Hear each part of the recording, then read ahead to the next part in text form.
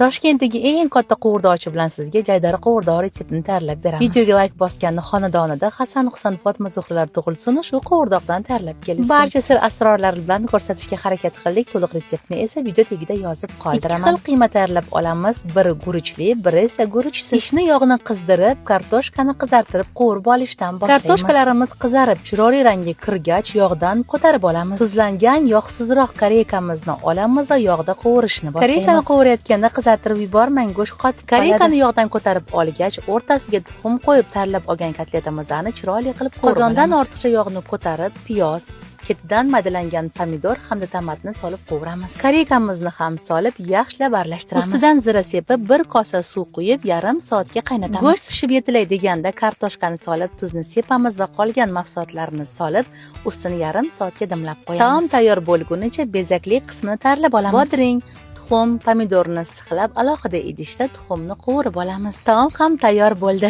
Taomni mehmonga olib borish oson bo'lishi uchun bankaga folgani o'rab, idish o'rtasiga joylaymiz. Kartoshkaga go'shtlar bilan to'ldiramiz va o'rtadagi bankasiga ham suvlardan quyib to'ldiramiz. Bezak berish esa fantaziyangizga ham bog'liq. Bayram va marosimlar ko'rki bo'lgan qovurdoqni befresh suvlari bilan tanovul qiling. Jaydari qovurdoq to'liq retsepti uchun Dilnoza opamni va Nodirangizni duo qilishni unutmang.